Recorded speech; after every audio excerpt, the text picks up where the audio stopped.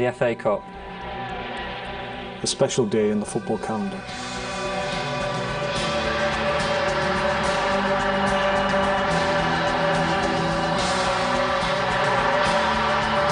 The best knockout competition in the world. It's a special moment When you walk out. on cup final day. You wonder if it's going to be your day.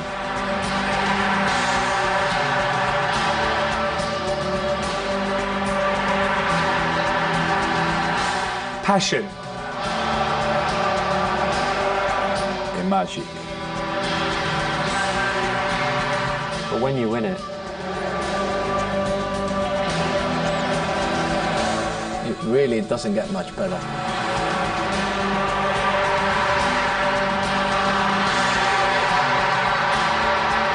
The game of your life. Nothing better than scoring the winner. Unless you do it again. Your place in history.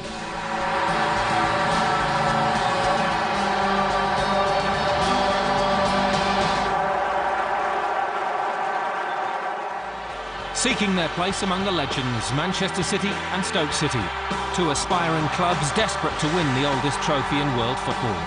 To bring the cup back to Stoke-on-Trent would be just a dream. If we do it, it'd be great. It'd be an incredible experience. Coming up, news from both camps ahead of the 139th FA Cup final. If we do things right, then we know we've got a chance, so hopefully we can do that. Manchester United missed out this year, but we honour their achievement as the Cup's most successful club. We look back at this season's highlights. And the Cup quiz's modern flavour isn't to everyone's liking. You should ask me who scored the penalty in the 1938 Cup final. Toure, who's in for Manchester City, yeah! It's the blue side of Manchester, celebrating the first goal in the semi-final for Manchester Derby at Wembley. We knew that it was just a semi-final, but we knew that symbolically it was a big win. It was a statement, you can beat them, simple as that, and we outplayed them on the day. It was a significant moment for football in Manchester, as City stepped from United's shadow, and how the blue half celebrated. Whatever the fans feel, obviously our feelings won't be too far off. It just shows how much it means to us and to the city to have won this game. But we can only enjoy it if we win the cup, really. That's all that matters now. City haven't won the FA Cup for 42 years. They haven't won a trophy in 35. This club needs to move on. It's a motivation, definitely. Everybody's looking forward to this final. If we do it, it'd be great. It'd be an incredible experience. Every professional football, whatever they say, wants to play in an FA Cup final. Mike Summerby was a member of the last City side to win the Cup in 1969. His assist leading to Neil Young's winner. It was just one of those things, the ball came to me, I just turned on it, and it wasn't the most skillful way of getting past somebody, but I whittled past him on the byline, the full-back, and crossed it. It wasn't the easiest ball to strike, but Neil Young could hit balls brilliantly, and he took it so well. Neil Young passed away earlier this year, a member of the City family who will be sorely missed.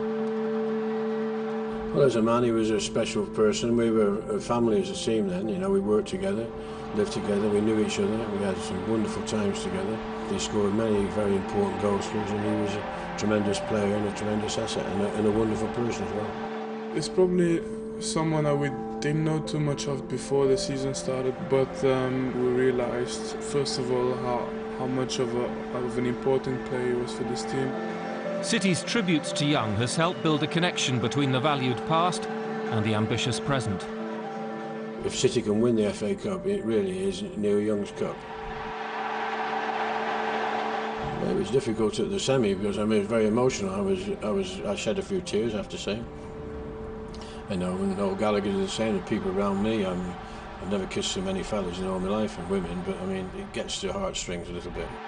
For City's pop star fan, the road to Wembley has been emotional, but Noel Gallagher kicked it all off. Yes! Number 23. I do not believe that one. Number 23. It may have been the round 3 draw that Noel Gallagher wanted, but after 3 minutes it seemed that not many City fans would have thanked him for it. The deficit at Leicester was pulled back.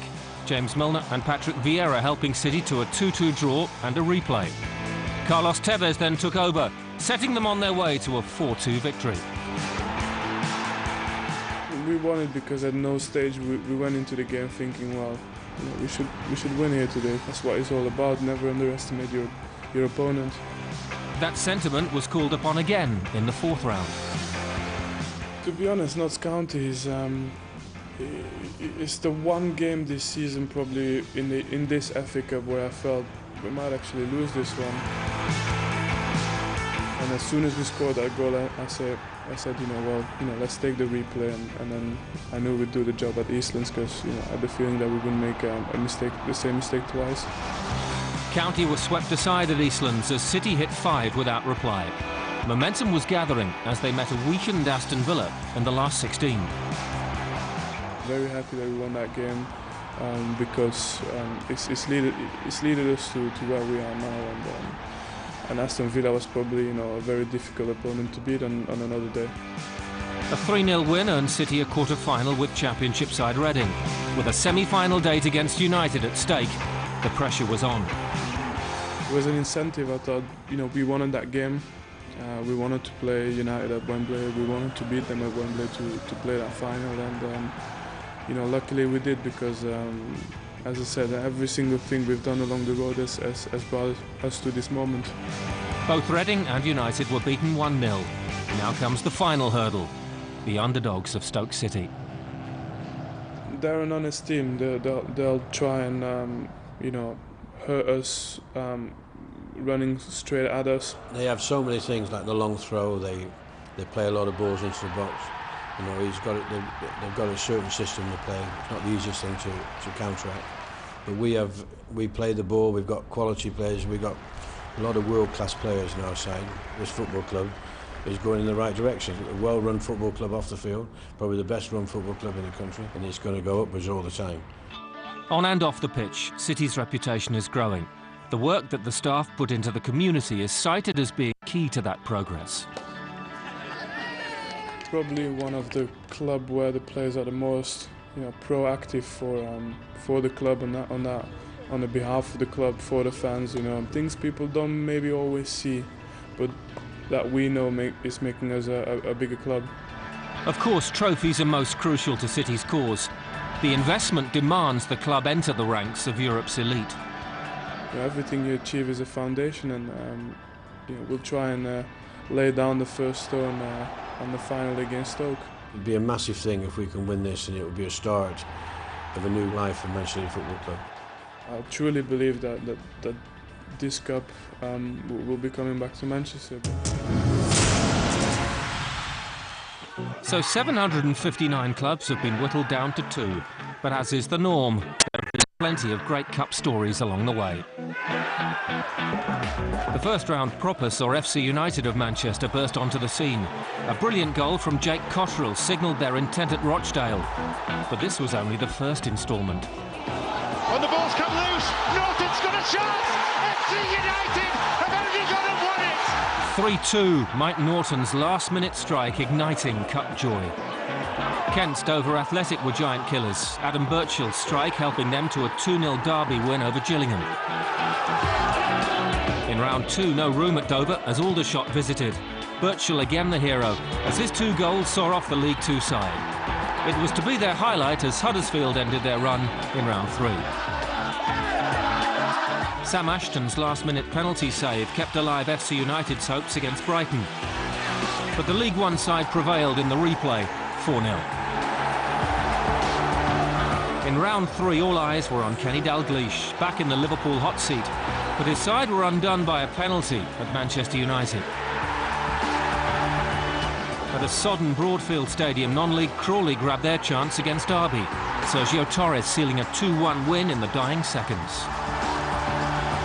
The biggest shock, though, was Newcastle's capitulation at Stevenage. Michael Boswick's goal helping the League 2 side to a 3-1 win, but they'd lose at Reading. In round 4, Crawley won again. Matt Tubbs' goal seeing off Torquay. But the story of the 4th round was at the holders Chelsea. Baines strike, and Czech's beaten. Everton have levelled. Late Baines with a moment of magic. Everton with the last act in extra time, and Phil Neville with the decisive penalty. Chelsea suffering cup defeat for the first time in 3 years. But the Merseysiders threw it all away in round 5. Reading's Matt Mills snatching a shock 1-0 win at Goodison Park. We were expecting much better with a home tie after doing so well in the last round, and we weren't able to make it count. Arsenal made the short trip to Leyton Orient for round 5 and were 1-0 up and coasting until Jonathan De Huey skipped through the Gunners' defence to earn his team a lucrative replay. Arsenal coasted at the Emirates, and Nicholas Bentner hat-trick helping them to a 5-0 win. Safe to say the Crawley fans were happy with their 5th round draw, and they did well at Old Trafford. Wes Brown put United in front, but the non-leaguers came so close. Unintentional flick on a Brody. Oh, can you believe that? In the quarter-finals, Manchester United beat Arsenal. Fabio claimed the first in a 2-0 win. And Bolton Wanderers won a classic at Birmingham. Chung Yong Lee scoring the winner in injury time. But it would be semi-final heartache for Bolton and United.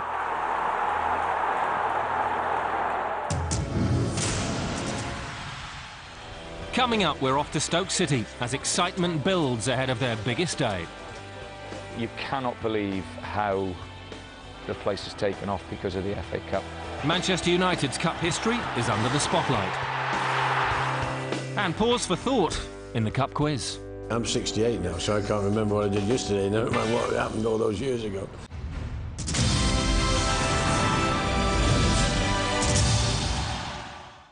This program is brought to you by Sporting Bet. There's no better bet than a sporting bet.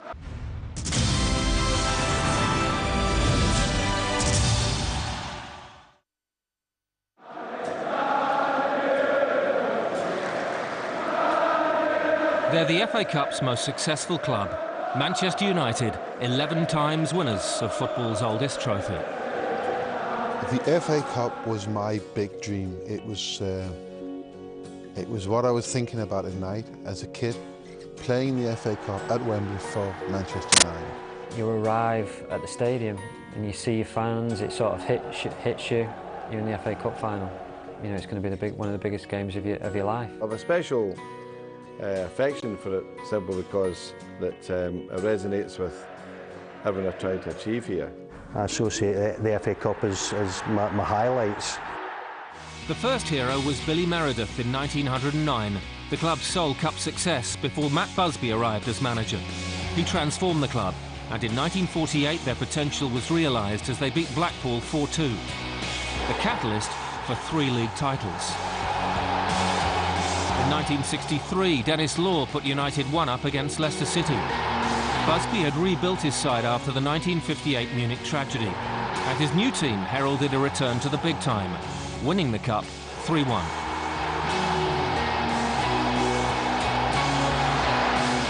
The club languished after Busby left, and in 1977 United were outsiders against Liverpool, poised to emulate United's 1968 European Cup success. This was a Liverpool team that people were saying was one of the best, if not the best ever Liverpool side, you know, going for a treble. The decisive goal came from a deflected Lou Macari shot. So no treble for Liverpool. Beating Liverpool was a massive achievement. They had a fantastic side, and if you could get the better of them, you know, you went away really believing you'd done your stuff on the day. Ron Atkinson's United couldn't win titles, but experienced more fortune in the cup. In 1983, they met relegated Brighton in the final.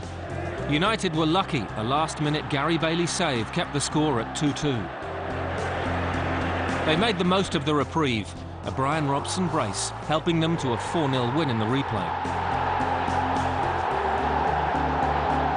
2 years later, Everton were favourites, hunting a League and Cup double, but Norman Whiteside's extra-time goal clinched United's 6th cup. And it was a cup run 5 years later that would define the club's history. 4 years into his reign, Sir Alex Ferguson hadn't won a trophy.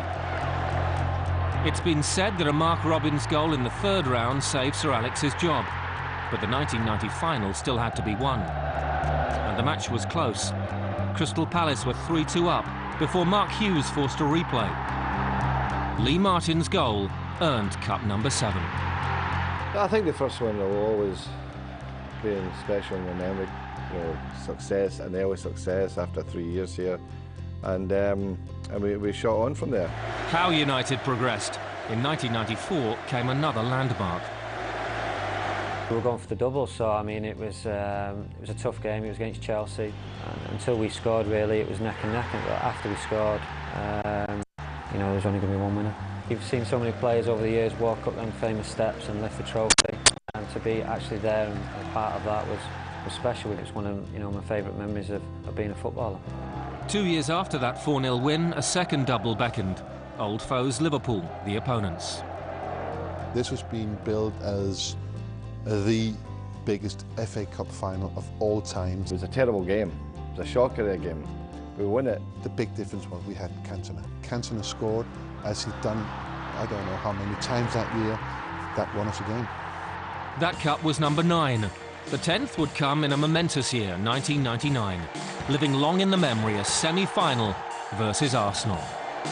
If I have to look back and point to one match and say, what is the best you've ever taken part in, that would be it. The quality of the game was just unbelievable, and that goal from Ryan Giggs. I kept saying, pass it, pass it, because Scholesy was coming up and Yorkie was coming up, and I'm going, pass it, no, pass it, no. And he scored the most fantastic goal ever in the FA Cup. One of my favourite memories, probably, of the FA Cup personally. To score that goal on that occasion was great for me. Bare-chested Giggsy. Newcastle couldn't stop United in the final, and 4 days later the club claimed a treble after winning the Champions League. In 2004, Millwall were beaten 3-0. Manchester United, 11 times FA Cup winners. I have an enormous pride in that. For me, that our cup, historically, has been an incredible tournament. That's without question.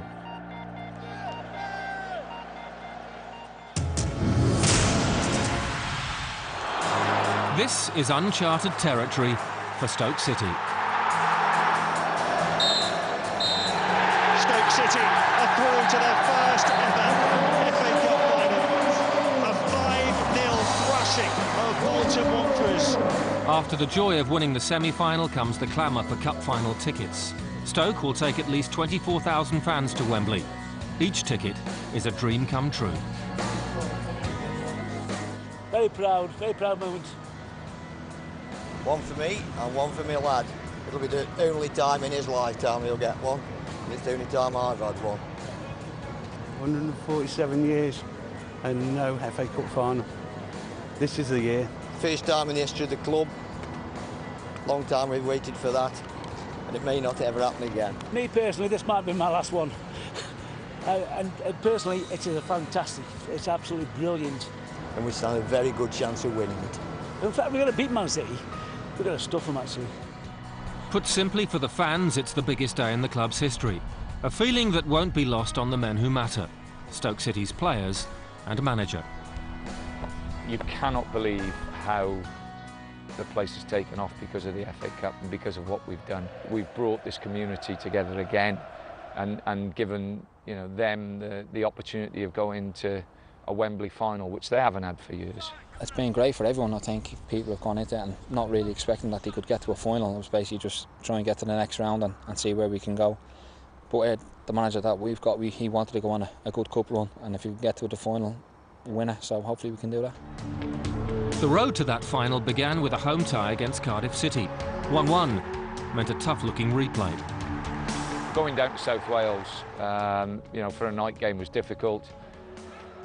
John Walters managed to get the 2 goals, which was fantastic for us.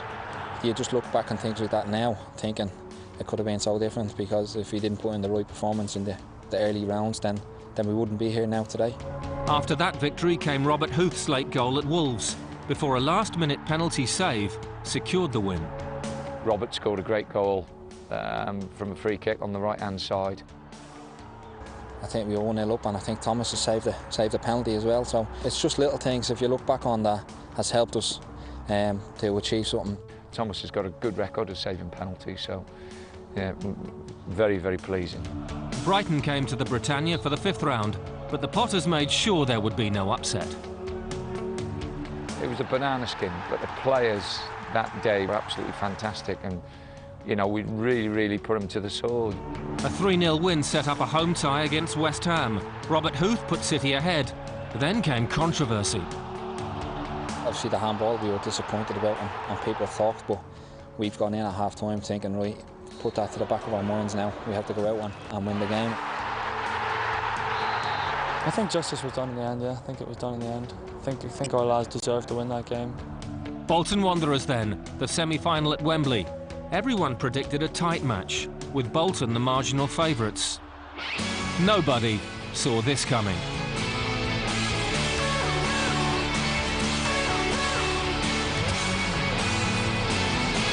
Unbelievable, everything just seemed to click from start to finish. Great performance, you know, I think everybody settled down and just enjoyed it, and it was a remarkable performance, remarkable result, and something that will always live in my mind. An astonishing 5-0 victory, but Tony Pulis didn't let his players celebrate for long. Stoke's next Wembley assignment looks much tougher.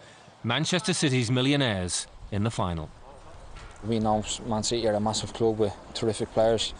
We go into each game just treat it as a normal game, hopefully, and go in and worry about ourselves and putting in our own performance before thinking about Man City. If we play well and if we do things right, then we know we've got a chance, so hopefully we can do that. Everywhere you look, they've got great players. You know, they've gone up a notch. I think everybody understands and recognises that they've now joined the elite of English football. But we'll do our damnedest, you know, we'll do our best. We'll give it the best we've got. The most important thing is that, you know, we don't leave the game, you know, in a situation where we come away disappointed. Stoke can also take heart from last season's 3-1 defeat of Manchester City in the FA Cup 5th round. The fighting spirit shown then will again be crucial.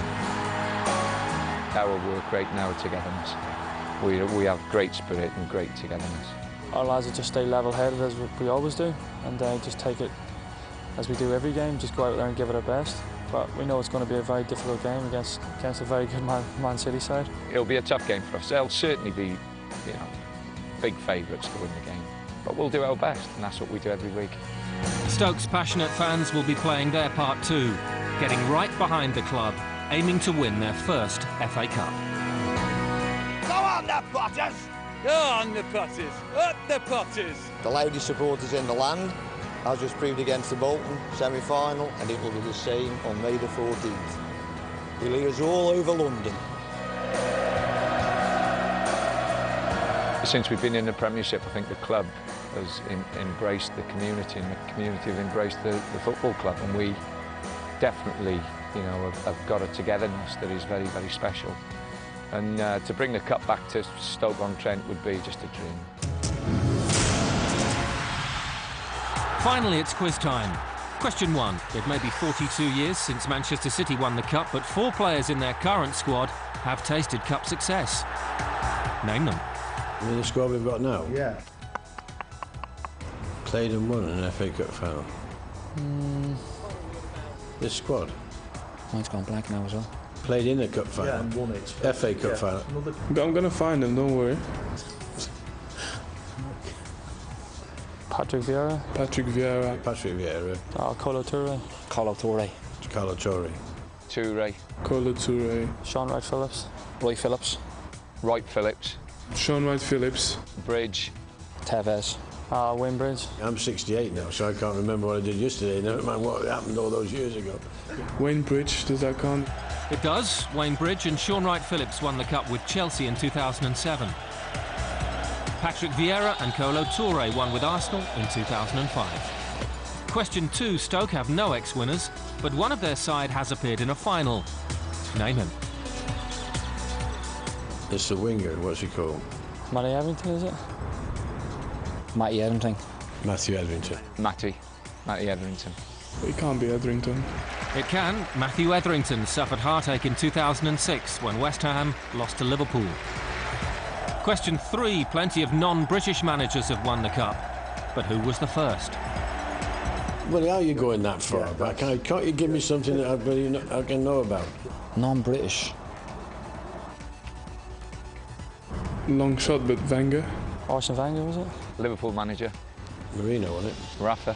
I don't know that one, to be honest. Vialli. What's he called? The man who was there before him? Ruud Gullit.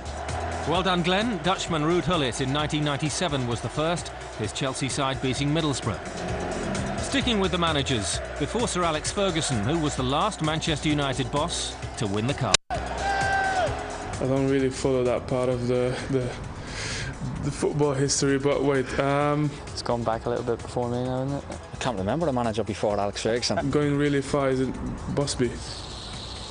Big Ron, no. Ron Atkinson. Ron Atkinson. Ron Atkinson. Correct. Ron Atkinson won it twice, his last in 1985 thanks to Norman Whiteside. And finally, question 5. Which player has won the most FA Cups? You should ask me who scored the penalty in the 1938 Cup final for Preston North End versus Huddersfield. It's not Ryan Giggs, is it? I know, it's Vieira. Ryan Giggs. Not William Gallas, is it? Is it Giggsy? Patrick Vieira. Ashley Cole. Ashley Cole. Well, Ashley Cole. Ashley Cole. Spot on. Ashley Cole has won an incredible 6 cups, 3 with Arsenal, 3 with Chelsea. So first blood to Stoke. Our Cup quiz winner is Glenn Whelan. Very good, yeah.